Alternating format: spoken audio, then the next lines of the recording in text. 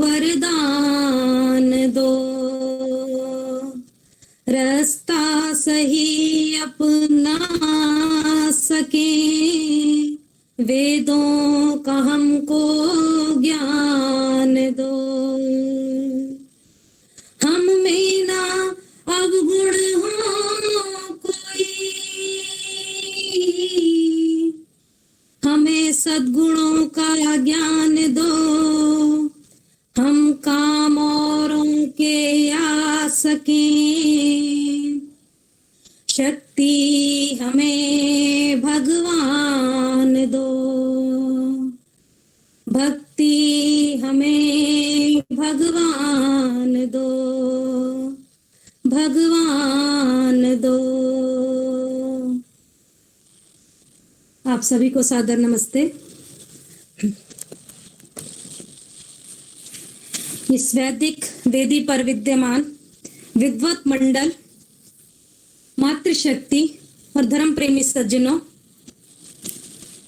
कहते हैं मानव का शरीर सर्वश्रेष्ठ कर्म को संपन्न करने का एक माध्यम है। प्रत्येक कार्य को सुचारू रूप से अगर चलाना है, निपटाना है, तो स्वस्थ काया ही प्रथम आधार मानी जाती है।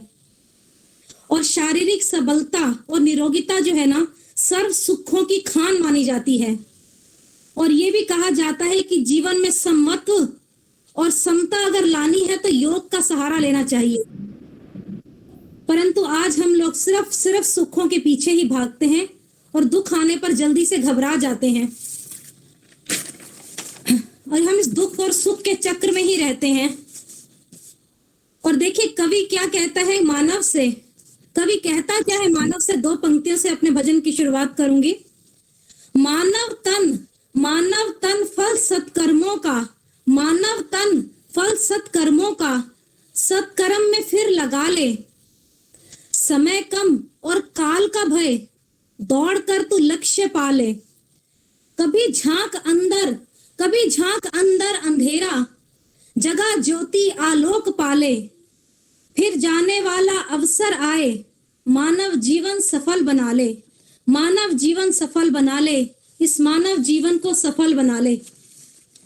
आइए इस मानव जीवन को सफल बनाते हुए एक भजन सुनते हैं।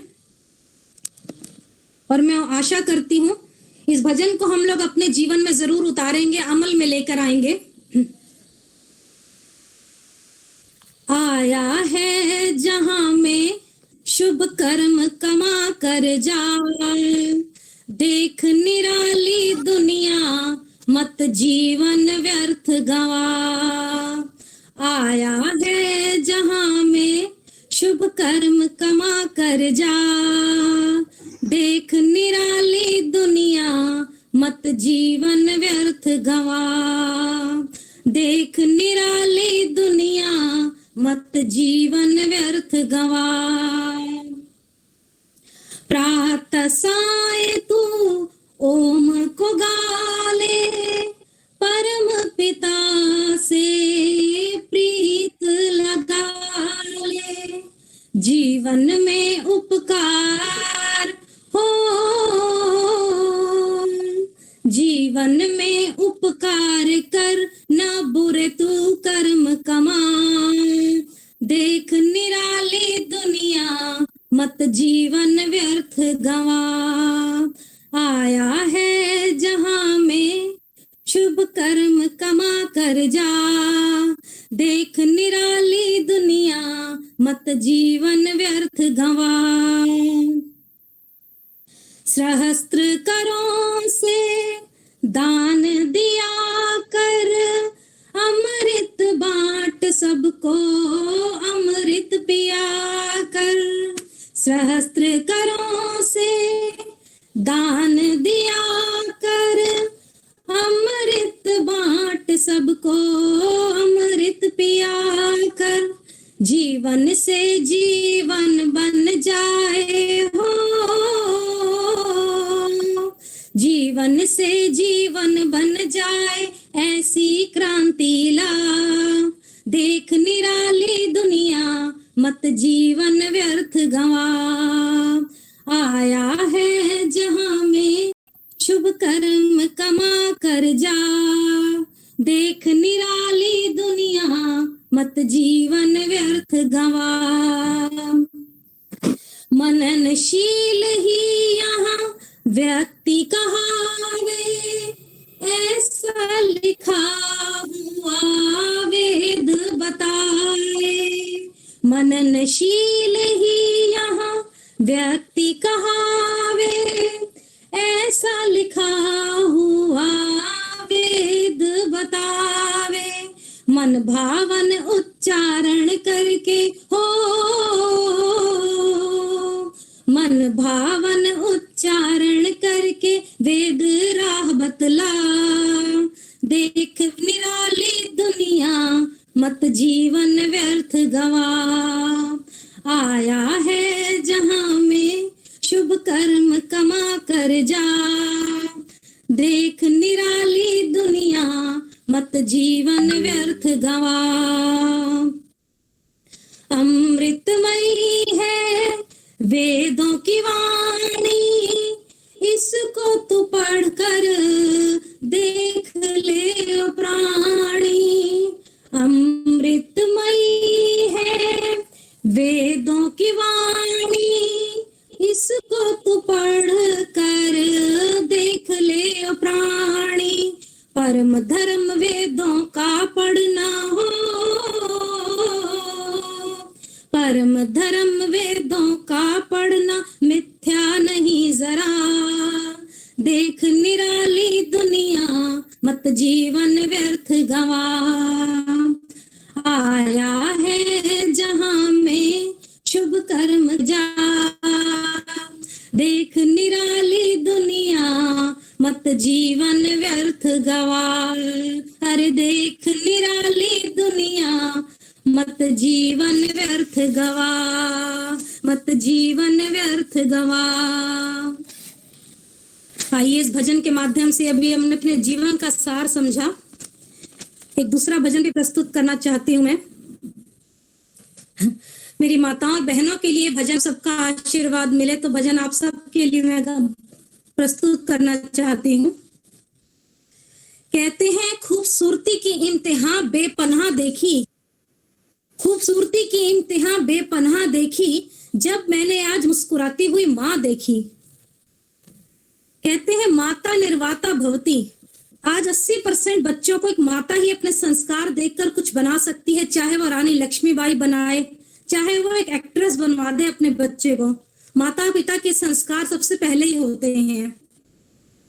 और इसलिए अक्सर बड़ों से यही सुना जाता है हमने कि राम कृष्ण बुद्ध दयानंद यूं ही नहीं बना करते, निर्माण हेतु संस्कारों का सामान जुटाना पड़ता है। तो ये संस्कार हमें कहाँ से मिल सकते हैं? माता पिता अगर खुद 10 बजे तक सोए रहेंगे तो बच्चे कैसे जल्दी उठेंगे? माता पिता अगर क्लब में पार्टीज में जाएंगे तो बच्चों को क्या कहेंगे कि पढ़ाई करो? बच्चे भी वही देखेंगे, वही करेंगे जो हमारे माता पिता करते हैं। माता पिता अगर उन बच्चों को अपने सत्संग में लेकर आए तो उनके ऊपर कितना संस्कार अच्छे पड़ेंगे। और सत्संग होता क्या है, कभी आप समझिएगा इस बात को और बच्चों को भी समझाइएगा। सत्संग का अर्थ है कि जहाँ सत्य और असत्य क्या है इसके बारे में आपको पता लगे, वो सत्संग कहलाता है।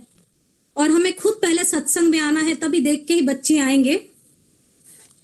आइए छोटा सा भजन सुने। ये भजन माता पिता के लिए है। अपने बच्चों को जो सत्संग में लाया होता, अपने बच्चों को जो सत्संग में लाया होता, तो कितना अच्छा होता, तो कितना अच्छा होता। घर में रहने का सद्व्यवहार सिखाया होता, घर में रहने का सद्व्यवहार सिखाया होता, तो कितना अच्छा होता, तो कितना अच्छा होता। अपने बच्चों को जो सत्संग में लाया होता, तो कितना अच्छा होता, तो कितना अच्छा होता। देखिए हमने क्या शिक्षा दी आज के बच्चों को।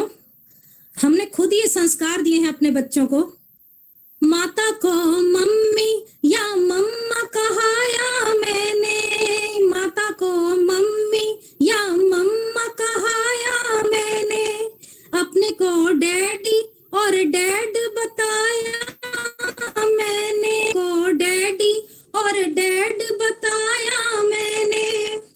यदि माता पिता के ऋण को गिनाया होता, यदि माता पिता के ऋण को गिनाया होता तो कितना अच्छा होता, तो कितना अच्छा होता।